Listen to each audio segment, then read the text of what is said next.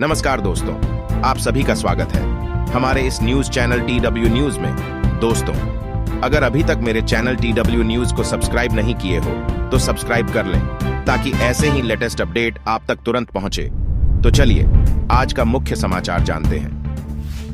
Titanic दिखाने गई पनडुब्बी का अब तक नहीं चला पता, खत्म होने वाली है ऑक्सीजन। मध्य अटलांटिक महासागर में एक व्यापक खोज अभियान चल रहा है।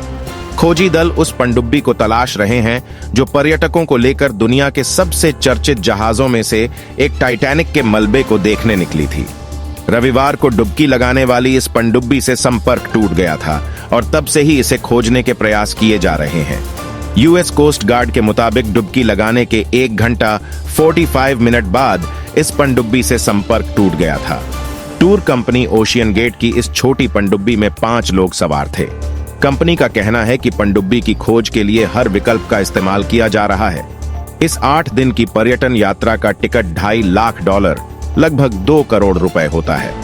इस टूर के दौरान पनडुब्बी टाइटैनिक जहाज के मलबे के पास समंदर में 3800 मीटर नीचे डुबकी लगाती है। अधिकारियों के मुताबिक सरकारी एजेंसियां, अमेरिका और कनाडा की नौसेनाएं और व्यावसायिक रूप से समंदर की गहराई में जाने वाली कंपनियां इस खोज अभियान में जुटी हैं। टाइटैनिक का मलबा उत्तरी अमेरिका के समंदर के सबसे करीबी बिंदु कनाडा के न्यूफाउंडलैंड के सेंट जॉन्स से 700 किलोमीटर दूर अटलांटिक महासागर में है। हालांकि इस पनडुब्बी की खोज का अभियान अमेरिका के बोस्टन से चलाया जा रहा है। लापता पनडुब्बी ओशियन गेट कंपनी की टाइटन सबमर्सिबल है जो एक ट्रक के बराबर बड़ी है और इसमें 5 लोग सवार हैं। आमतौर पर इस पनडुब्बी में आपात स्थिति में 4 दिन की ऑक्सीजन होती है। सोमवार दोपहर अमेरिकी कोस्ट गार्ड के रियर एडमिरल जॉन मॉगर ने एक प्रेस वार्ता में कहा, हम अनुमान लगा रहे हैं कि पनडुब्बी को खोजने के लिए हमारे पास 70 घंटों से लेकर 96 घंटों तक का समय है।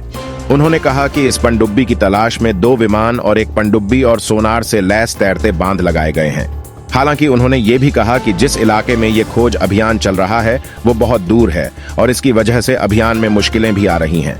रियर एडमिरल ने कहा कि बचाव अभियान में लगे लोग इस अभियान को व्यक्तिगत रूप से ले रहे हैं और पनडुब्बी में सवार लोगों को बचाने का हर संभव प्रयास कर रहे हैं। ब्रिटेन के अरबपति कारोबारी हामिश हार्डिंग के परिवार का कहना है कि वो भी इस पनडुब्बी पर सवार हैं। 58 वर्षीय हार्डिंग एक एक्सप्लोरर भी हैं। पिछले सप्ताहांत हार्डिंग ने सोशल मीडिया पर कहा था, मुझे ये बताते हुए गर्व हो रहा है कि मैं टाइटैनिक के मलबे तक जाने वाले अभियान का हिस्सा हूं। उन्होंने ये भी कहा कि न्यूफाउंडलैंड में पिछले 4 दशकों की सबसे भीषण सर्दी की वजह से 2023 में टाइटैनिक तक जाना वाला प्रयासों में कई सरकारी एजेंसियों और डीप सी कंपनियों की तरफ से मिल रहे व्यापक सहयोग के लिए बेहद आभारी हैं। लापता पनडुब्बी कार्बन फाइबर से बनी है। इसकी यात्रा के प्रचार में कंपनी दावा करती है, ये रोजमर्रा की जिंदगी के बाहर कुछ वाकई असाधारण खोजने का मौका है। कंपनी की वेबसाइट के मुताबिक एक अभियान जारी है और जून 2024 के लिए 2 और अभियान तय हैं। इस पनडुब्बी में पाकिस्तान के अरबपति कारोबारी शहजादा दाऊद और उनके बेटे सुलेमान भी सवार हैं। शहजादा दाऊद पाकिस्तान के सबसे अमीर परिवारों में से एक से हैं। वो SETI इंस्टीट्यूट के ट्रस्टी भी हैं। ये दुनिया के प्रमुख गैर लाभकारी वैज्ञानिक संस्थानों में से एक है। दाऊद 48 साल के हैं और उनके बेटे की उम्र 19 साल है। पाकिस्तान मूल के शहजादा दाऊद इन दिनों ब्रिटेन में रहते हैं। उनका परिवार ब्रिटेन के सरे इलाके में रहता है। उनके परिवार की तरफ से जारी बयान में कहा गया है, हमारे बेटे शहजादा दाऊद और उनके बेटे सुलेमान अटलांटिक सागर में टाइटैनिक का मलबा देखने यात्रा पर गए थे। अब उस पनडुब्बी से संपर्क टूट गया है और इस बारे में कम ही जानकारी उपलब्ध है। आमतौर पर इस पनडुब्बी में एक पायलट, 3 पर्यटक और कंपनी की भाषा में एक कंटेंट एक्सपर्ट सवार होते हैं। ये यात्रा न्यूफाउंडलैंड के सेंट जॉन्स से शुरू होती है। टाइटैनिक के मलबे तक पहुंचने और वापस आने की संपूर्ण डुबकी में 8 घंटे तक का समय लगता है। ओशियन गेट की वेबसाइट के मुताबिक उसके पास 3 पनडुब्बियां हैं, लेकिन सिर्फ टाइटन ही टाइटैनिक के मलबे तक पहुंचने में सक्षम है।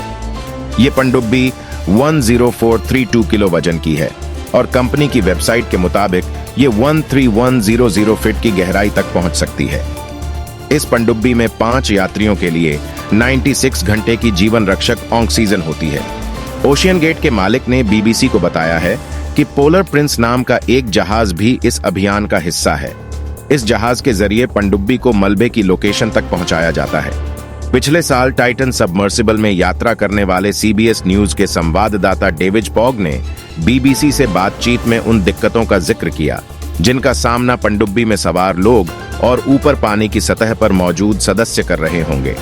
उन्होंने बताया कि इस समय पनडुब्बी में सवार लोगों और बाहरी दुनिया के बीच संपर्क का कोई रास्ता नहीं है, क्योंकि पानी के इतना नीचे ना जीपीएस काम करता है और ना ही रेडियो। पॉग ने बताया, जब सपोर्ट शिप पनडुब्बी के ठीक ऊपर होता है तो वो टेक्स्ट मैसेज के जरिए निर्देश भेज पाता है और संदेश प्राप्त कर पाता है। जाहिर है इन संदेशों का अभी जवाब नहीं मिल रहा है। उन्होंने बताया कि पनडुब्बी में सवार यात्रियों को बाहर बोर्ड लगाकर सील कर दिया जाता है। ऐसे में अगर पनडुब्बी सतह पर आ भी जाएगी तो यात्रियों के पास बाहर निकलने का कोई रास्ता नहीं होगा। इस पनडुब्बी को कंपनी के कर्मचारी सिर्फ बाहर से ही खोल सकते हैं।